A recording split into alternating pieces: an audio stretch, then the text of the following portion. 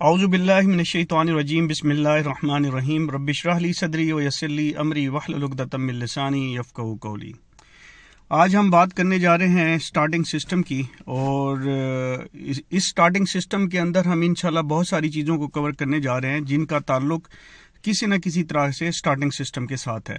Starting system generally हमारे यहाँ जिस चीज़ को लिया जाता है वो बेसिकली क्रैंकिंग सिस्टम है। हमारे यहाँ स्टार्टिंग सिस्टम के नाम पे अगर कोई चीज़ ट्रेन कराई जाती है, किसी को पढ़ाया जाता है उसको, तो उसको बेसिकली वो क्रैंकिंग सिस्टम होता है। और क्रैंकिंग सिस्टम क्या चीज़ है? क्रैंकिंग सिस्टम ये है कि जो आपकी स्टार्टर मोटर है उसका जो सर्किट है वो बेसिकली पढ़ा दिया जाता है, जो बेसिकली क्रैंक कराता है इंजन को। अब यहीं पे बिल्कुल स्टार्ट में हमें ये समझने की ज़रूरत है, जब हम बात करते हैं स्टार्टिंग और फिर क्रैंकिंग, इन दोनों में फ़र्क क्या है। जब हम क्रैंकिंग की बात करते हैं तो क्रैंकिंग में स्टार्टर मोटर जो है ना एनर्जाइज होती है, वो चलती है और उसके चलने से वो फ्लाई व्हील के साथ कनेक्टेड होती है, आपका इंजन घूमता है और आपके जो पिस्टन है वो ऊपर नीचे मूवमेंट करते हैं। तो ये क्रैंकिंग जो है ना, इसके अंदर ना तो इंजन के अंदर फ्यूल आता है, ना उसके अंदर जो स्पार्क प्लग है वो काम करते हैं। सिर्फ और सिर्फ क्या है, इसके अंदर आपकी जो क्रैंकिंग है, इंजन का घूमना है, क्रैंक कहते हैं इंजन के घूमने को, वो होता है। दूसरी तरफ जो स्टार्टिंग सिस्टम है, स्टार्टिंग सिस्टम जो है ना, उसमें क्रैंकिंग सिस्टम एक छोटा सा पार्ट है उसका, बल्कि छोटा सा नहीं कहेंगे उसको, मेजर पार्ट है जो स्टार्टिंग सिस्टम का, वो एक पार्ट क्रैंकिंग सिस्टम है। क्रैंक यानी कि इंजन को जो घुमाने का जो रिक्वायरमेंट है स्टार्टिंग के लिए, वो क्रैंकिंग सिस्टम पूरी कराता है और उसका सर्किट पूरी कराता है। और उसके साथ साथ स्टार्टिंग सिस्टम के अंदर कुछ और चीज़ें भी कार फरमा होती हैं, कुछ और सिस्टम भी कार फरमा होते हैं जिनका सही काम करना स्टार्टिंग के लिए बहुत ज़रूरी है। उसमें जब हम बात करें इन सिस्टम को, अगर हम समराइज़ करें या बात करें उनके बारे में, एक ब्रॉडर ओवरव्यू लें, तो उसमें आप ये देखें कि जो फ्यूल सिस्टम, जो इंजेक्शन सिस्टम है, फ्यूल इंजेक्शन सिस्टम है, जिसके अंदर हमारे इंजेक्टर्स आ जाते हैं। यहाँ पे इस इंजन के अंदर अगर आपको यहाँ पे एक इंजेक्टर नज़र आ रहा है, इस जगह के ऊपर फ्यूल इंजेक्टर हो गया। इसके अलावा यहाँ पे आपको कॉइल्स नज़र आ रही होंगी, थोड़ा सा यहाँ पे अंधेरा है, इस जगह के ऊपर ये कॉइल है जिसके नीचे स्पार्क प्लग लगे होते हैं। तो ये जो दो सिस्टम है ये भी बहुत अहमियत के हामिल होते हैं कि जब तक फ्यूल नहीं होगा तो आपकी स्टार्टिंग कंप्लीट नहीं हो सकती। इसी तरह जब तक स्पार्क इंजन के अंदर नहीं होगा तब भी आपकी स्टार्टिंग कंप्लीट नहीं हो सकती। इसके अलावा पीछे जब हम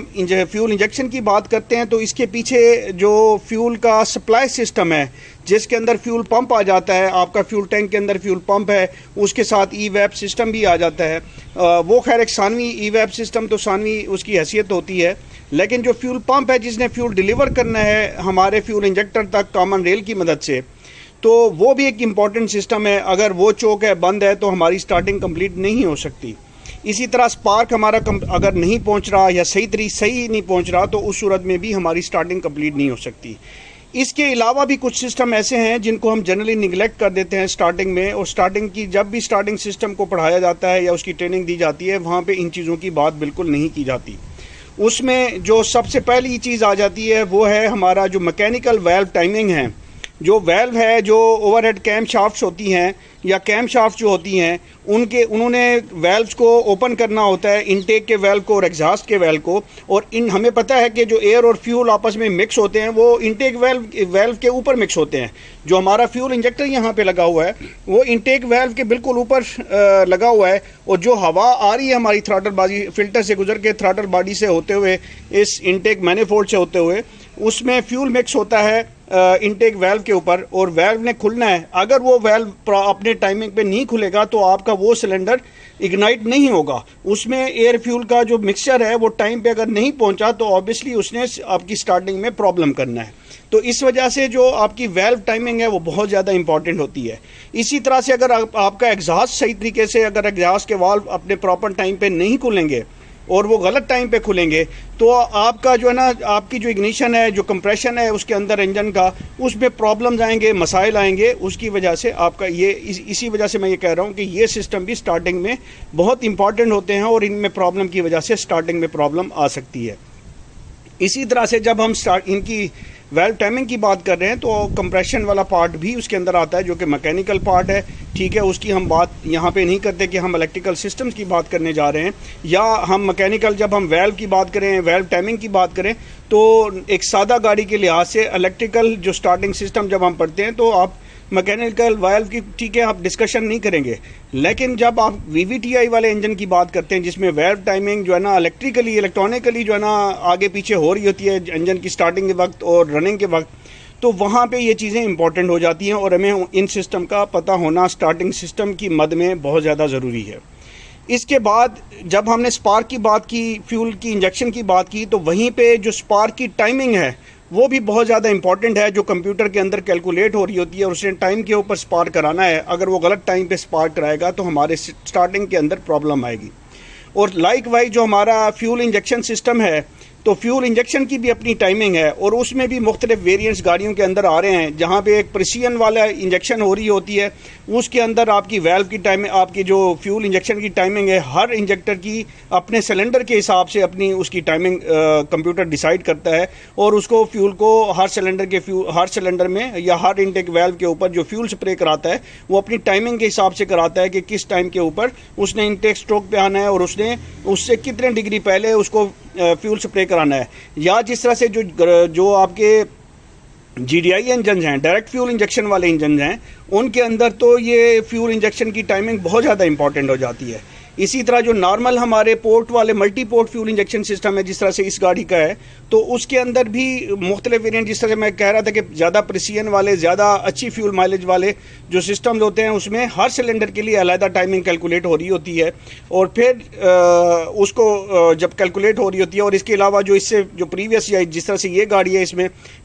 इसका मुझे कन्फर्म करना पड़ेगा, इस जो पुरानी गाड़ियाँ होगी उनके अंदर जो फ्यूल इंजेक्शन है वो एक ही स्ट्रोक के अंदर एक ही जगह पर आ जाती हैं और फिर जब उसका वेल्व खुलता है मैकेनिकली तो वो एयर फ्यूल मिक्सर अंदर चला जाता है। तो उसमें फ्यूल ज़ाया होने, इमिशंस के बस मसाइल थोड़े ज़्यादा होते हैं। लेकिन जो अच्छी, जिनके अंदर माइलेज को कंट्रोल करने के लिए टाइमिंग जो फ्यूल इंजेक्शन की कंट्रोल की गई है कंप्यूटर के साथ, तो वहाँ पे उसका जो सिस्टम है उसका नॉलेज होना, उसका पता होना, उसके डायग्नोसिस का, उसके सर्किट का पता होना, ये स्टार्टिंग सिस्टम के ही बाब में आ जाता है।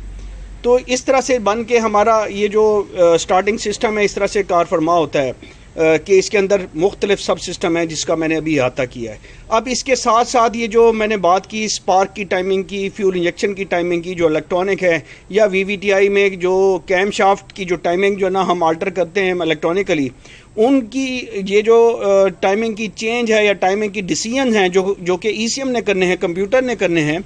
वो कंप्यूटर किन बेसिस पे करता है? वो जो सेंसर्स हैं बेसिकली वो आपका जो एक्सेलेरेटर पैडल है, आपका थ्रॉटल पोजीशन सेंसर है, इनके जो सेंसर्स हैं, एक्चुएटर्स हैं, वो भी स्टार्टिंग के अंदर बहुत ज़्यादा रोल प्ले कर रहे होते हैं, जिनको हम जनरली जब हम स्टार्टिंग सिस्टम पढ़ते हैं तो हम नेगलेक्ट करते हैं।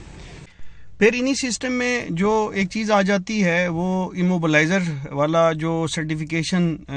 या जिसको कह लें सिक्योरिटी कह लें, इमोबलाइज़र की बात हम कर लें, वो भी आ जाता है, जिसका बहुत बड़ा रोल एंड पार्ट है कि अगर आपका इमोबलाइज़र की कोई प्रॉब्लम है, उसके ECU के प्रॉब्लम है या आपका की में कोई इश्यूज़ हैं, तो उनके अंदर वो भी स्टार्टिंग के अंदर प्रॉब्लम क्रिएट करते हैं और वो एक सिक्योरिटी एलिमेंट है जो कि स्टार्टिंग को प्रिवेंट करता है, स्टार्टिंग नहीं होने देता।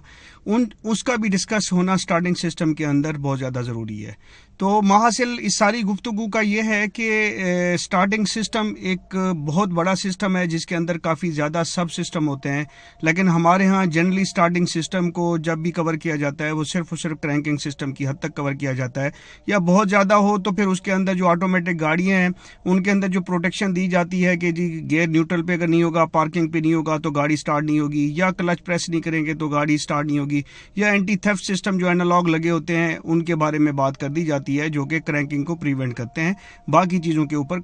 बात डिस्कस नहीं किया जाता। इंशाल्लाह इस कोर्स के अंदर हम इस स्टार्टिंग सिस्टम को पूरी इंटायरिटी के अंदर तमाम सब सिस्टम्स को टच करते हुए, उनके बारे में बताते हुए, उनके सर्किट्स को डिस्कस करते हुए, डायग्नोसिस के तरीके को डिस्कस करते हुए आगे बढ़ेंगे।